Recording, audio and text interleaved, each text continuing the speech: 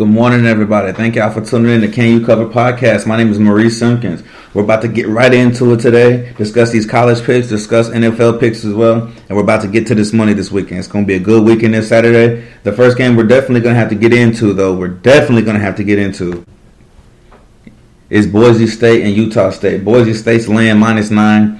Boise State's one of those iffy teams. They could potentially very well be 3-0. I like their junior quarterback, Habacher, whatever his name is. He's a really, really good player. Utah State is 3-0, though, and they have been beating teams. So that's the only thing that kind of scares me is giving them double digits. I see it being a one-possession game, but I do see Boise State getting the W on top, but I don't know about laying the 9. So take Utah State +9, and you just got to rock with it. LSU opened up against Mississippi State at -3.5, but it's already dropped to 2.5 because Miles Brennan's not playing, and they got a gang of injuries over there for LSU. The season's pretty much dead after this game, after they lose. Mississippi State is at home, so I do see Mississippi State winning this game in an upset, just keeping it close. I don't like LSU. I think they're overrated. It's very, very hard to replace Miles Brennan. I mean, he hasn't been sensational this year, but they already don't have a good quarterback as it is. So it doesn't get any better after Miles Brennan. But if you're looking for the for sure play, I would take the under. I don't see either team scoring that well. I mean, they still have Derek Stingley over there shutting down their best player at Mississippi State. So look to take the under. And like I said, it went from 3.5 to 2.5. So that should be a glaring sign right there to let you know to take Mississippi State. The next game I want to follow up on is Notre Dame and Wisconsin. Now, it did open at 5, the point spread, and now it's Wisconsin -6.5. The closing line looks like it might be to 7. People just don't believe in Notre Dame. I don't know why. I don't believe in Wisconsin. Mertz is supposed to be one of the all-time highest recruits for Wisconsin at quarterback, and he just hasn't been productive over the last few years. This needs to be the game where he takes over. It's going to be a very even game. Both teams like to run the football. However, I do see Notre Dame covering the 7. I don't think this game is going to be a blowout. It's going to be a lot closer than people think. And I would definitely tease it to 7.5 to close the line. So look for Notre Dame to cover. If you were looking to take the points, cover and definitely take the Fighting Irish. The next game, I got to put my team on there, TCU. They're playing SMU. SMU's getting 9.5 points. I really, really like TCU in this game, just the fact because TCU is going to run the ball and they're going to give it to Max, the quarterback, and make sure he doesn't give it back to SMU because SMU has Mordecai and they will light your ass up. They've always been good at throwing the football. It's a good program, and I really, really look forward to watching that game on Saturday. I'm definitely taking SMU with the 9.5. I think they can score. TCU hasn't really showed me a lot this year. They look okay on defense, but offense hasn't really been there. But look for SMU to cover the 9.5. This next one I want to get into is going to be Texas and Texas Tech. Now, it's going to be interesting that Casey Thompson is starting. I can't believe they've already switched quarterbacks this early in the season. I feel like Casey Thompson should have started from week 1. The spread 7, it kind of scares me because Texas, they just don't impress me this year. They have an okay running game. They lost Keontae Ingram. He went to USC, and I just don't see anything that's wowing me with Texas for them to win games. I definitely would take the under in this game, and I'd give it a shot. I'd take Texas -7. I'd give it a shot, but I don't think they're going to cover it. They're not a very good team to me. Let's get to the next game. We're going to go Clemson -10 versus North Carolina State. I like North Carolina State's front 7. Clemson hasn't been able to really just separate themselves from anybody this year on their games and then playing people. So I think 10 points is a lot. NC State is capable of scoring the football. However, Clemson does have that top 5 defense in college football for them to win games. However, I don't see DJ scoring that many points against North Carolina State. So look for a 17-13 game or a 24-21 type of game. And I'm definitely going to have to rock with North Carolina State in the 10 points. The next game we got Purdue -11 against Illinois.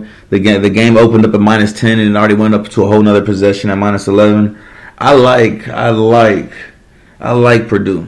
I like Purdue. I think they have a nice squad. I think their quarterback's Jack Plummer if they haven't benched him yet for O'Donnell. But I like Jack Plummer if he's the quarterback over there.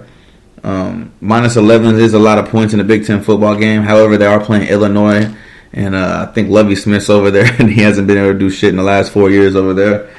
So look to Purdue to win big in that one. Iowa State's -7 against Baylor. Iowa State's one of those pretenders too. They've been going off their name the last few years off of two players, Bryce Purdy and Hall. And after those two players, everything just the value and production of everybody else pretty much just drops after that. And the offensive line hasn't been able to protect Purdy.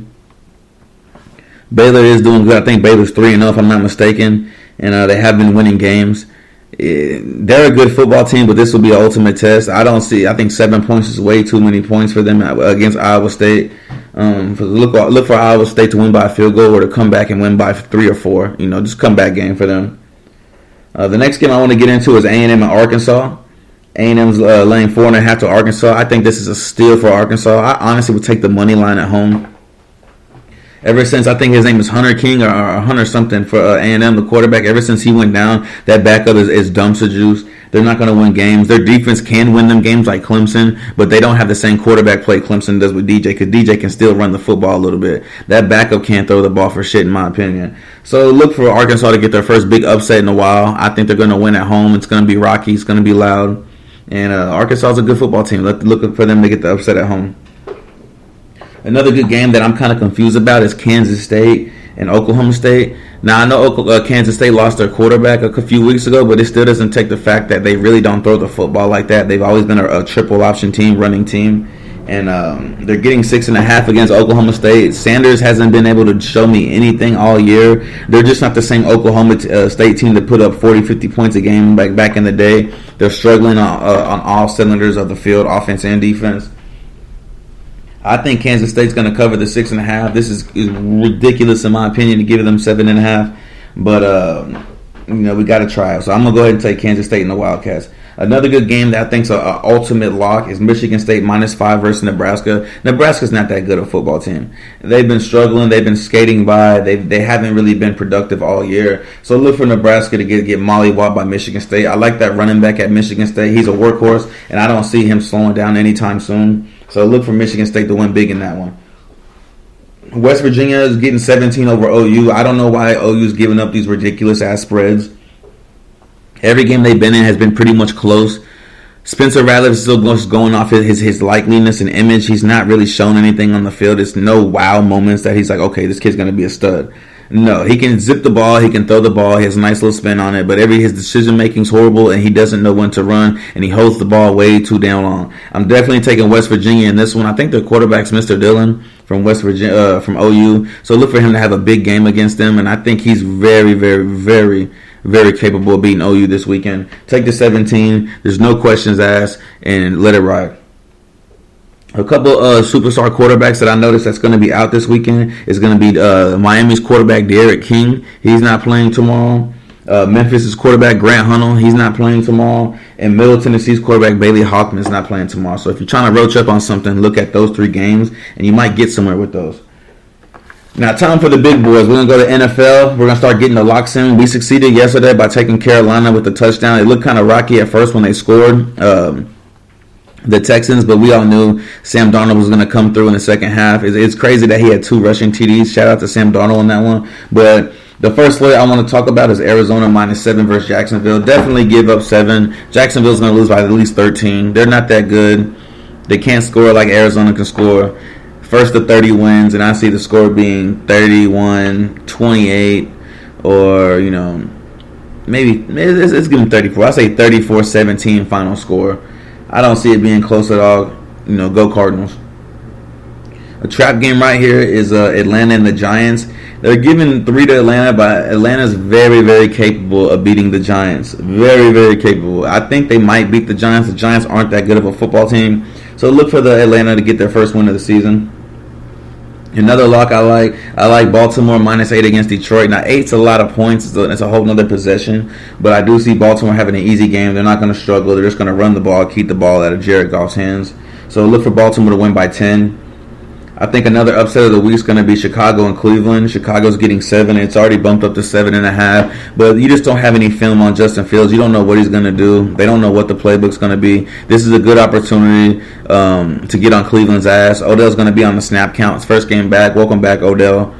It's not going to be too pretty with Odell. You might get about 20, 30 snaps, but it's not going to be, let's just give him 15 targets type of deal. No, it's not going to happen. So look for Chicago to win by field goal in that game. Another trap game I see on here is Cincinnati and Pittsburgh. That line is awful in Pittsburgh. Big Ben doesn't trust him. I don't know if he's going to play next week. If he doesn't, I think Mason Rudolph might get the start, or Dwayne Haskins. Whichever one, it doesn't matter. Both of them are dumpster juice. So look for Cincy to get their first win on the road. Another good game I like is Indianapolis for getting 5 against Tennessee. I think this is going to be a very close game. I see Tennessee winning it by a field goal, but I don't see them winning by more than a touchdown. So look to take the Colts if there's anything over 5. Another one I like too is the Chargers getting 6.5 against Kansas City. Now Kansas City was like 1-16 last year against the spread, so I don't see Kansas City covering against this game either. I don't have any faith in them. Yeah, they have wow moments. Yeah, they score the football, but so do other teams. Other teams might not score in prettier fashion, but they still score touchdowns. And I do see the Chargers scoring all over Kansas City. But I do see Kansas City winning, a close one by a field goal, probably a game-winning drive by Mahomes, whoever has the ball last type of ordeal. So look for Kansas City to bounce back and win that one. Another game that I see that's a trap game is going to be the Saints in New England. Mac Jones hasn't been what everybody wants him to be. People want him to be great, but he hasn't completed one pass that passed 10 yards down the field. So that just tells me that people are going to start stacking the box and making him throw the ball in one-on-one coverages and stuff like that, because they don't have the receivers to do that. Look for New Orleans to win. They're a well-balanced team on both sides of the football, and I think it's going to be close, but I think New Orleans gets the job done. They have too many weapons on that side of the football. Washington's getting 7.5 against Buffalo. I see Buffalo winning, but I don't see them covering the 7.5. Washington's defense can just keep them in games, and Josh Allen does make a lot of dumb mistakes, and I see him doing that against Washington. I don't see his line holding up against that front four, so look for that to be a very, very, very close game. Another trap game I like is Seattle. Seattle's getting 1.5 against Minnesota. They're basically going off of what their resume, what Minnesota showed last week. They showed they can still run the football. They showed Kirk Cousins can still drive the ball down the field and not make mistakes. And so I think Minnesota could easily win this game if they just keep the ball out of Russell Wilson's hands. And we'll see what happens from there. Another game I like is Tampa Bay and the Rams. I know people don't really care that Antonio Brown's not playing, and they act like it's not a huge factor, but it is a huge factor. The guy's the only one who's been able to get over the top on defenders, and you got Jalen Ramsey out there. So Mike Evans and Chris Goodwin, one of them is getting canceled out the game, who's ever on that side of the field. So that already eliminates 2 receivers you lost. You lost Antonio Brown, and you're going to lose another receiver on Sunday. So I look for the Rams to win this one. I don't think Brady's too concerned. I mean, the following week he's playing New England, so I don't think he's too concerned about this game as people think. So look for the Rams to get a W in this one. A game that's going to be a test game for me this week is definitely going to be Green Bay and San Fran. Green Bay's getting 3 points. We all know how that front seven did against Green Bay's line back in the playoffs last year, so we'll see if we'll see a repeat of that. Aaron Rodgers looked okay in game 2, but week 1 he looked like absolute garbage. But we'll see what happens. I look for Green Bay to win it. I don't think San Fran can keep up with them. Monday Night Football, I'm going to have to take Dallas. It's a weak division. I don't like Dallas, but I'm going to have to take them. We'll see what happens. They're a good, balanced team. They're a good team. They've surprised me all year so far. I'm going to continue to take them till they prove me wrong. But I appreciate you guys listening. We're going to continue to give you free picks. It's all love over here. It's free money, free bands. I hope everyone wins this weekend, and I hope y'all love the podcast, man. Thank y'all for tuning in. See y'all next week.